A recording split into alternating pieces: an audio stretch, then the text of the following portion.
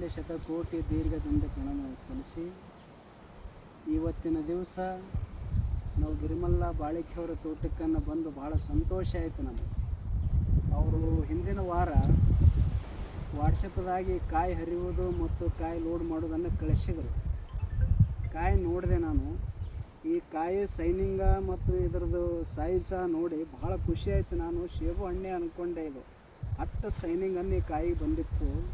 ಅವರ ಪರಿಶ್ರಮ, ಅವರ ಸಾಹಸ, ಅವರ ಪ್ರಯತ್ನ ನೋಡಿ ನನಗೆ ಈ ಪಡ ನೋಡಿ ಭಾಳ ಸಂತೋಷ ಆಯಿತು.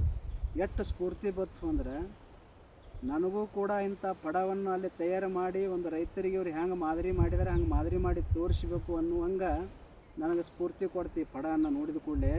ಹಂಗೆ ಪ್ರತಿಯೊಬ್ಬರು ರೈತರು ಆರ್ಥಿಕ ಪರಿಸ್ಥಿತಿಯನ್ನು ಹೊರೆ ಆಗ್ತದೆ, ಸಾಲ ಹೆಚ್ಚಾಗ್ತದೆ ಅಂತಾರಲ್ಲ. ಈಗ ಸಲ ಸುಮಾರು 1 ಎಕರೆಗೆ ಇವರು 19 ಲಕ್ಷ ರೂಪಾಯಿಯನ್ನು ತೆಗೆದಿದ್ದಾರೆ.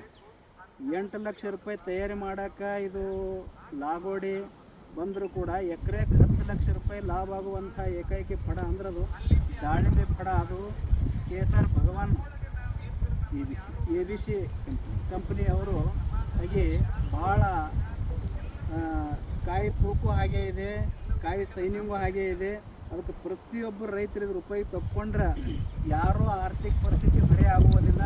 ಅದಕ್ಕಾಗಿ ಇದ್ರ ಪಡವನ್ನು ನೋಡಿ ಪ್ರತಿಯೊಬ್ಬರು ರೈತರು ಅದರ ಸದುಪಯೋಗ ತಗೊಂಡ್ರು ಅಂದ್ರೆ ಭಾಳ ಓಡಾಡ್ಯಾರ ಅವರು. ಯಾಕೆ ಮೊದಲು ಸಂಶೋಧನೆ ಮಾಡಬೇಕಾದ್ರೆ ಖರ್ಚು ಆಗ್ತದೆ, ಸಮಯ ವ್ಯರ್ಥ ಆಗ್ತದೆ. ಇಡೀ ವರ್ಷಾವಧಿ ಗಾಡಿ ಎಣ್ಣೆ ಹಾಕೊಂಡು ಸುಮಾರು ಲಕ್ಷಗಟ್ಟಲೆ ಖರ್ಚು ಮಾಡಿ ಎಲ್ಲ ಕಡೆ ಮಾಹಿತಿ ಪಡೆದು ಮಾಡ್ಯಾರ ಅಂತೇಳಿ ಇಷ್ಟು ಯಶಸ್ವಿ ಆಗಕ್ಕೆ ಕಾರಣ ಗಿರಿಮಲ್ಲ ಬಾಳಿಕೆಯವರಾಗಿದ್ದಾರೆ. ಒಮ್ಮೆ ಸ್ಫೂರ್ತಿ ಅಥವಾ ಒಮ್ಮೆ ಯಶಸ್ವಿ ಆಗೋಕ್ಕಾಗೋದಿಲ್ಲ. ವರ್ಷಾವಧಿ ಸಮಯವನ್ನು ತ್ಯಾಗ ಮಾಡಿ ಖರ್ಚು ಮಾಡಿದರೆ ಈಗ ನಮ್ಮ ರೈತರಿಗೆಲ್ಲ ಸ್ಫೂರ್ತಿ ಬರುವಂಗೆ ಇಲ್ಲೇ ಬಂದು ನೋಡಿ ನಾವು ಮಾಡುವಂಗಾಗ್ಯದ.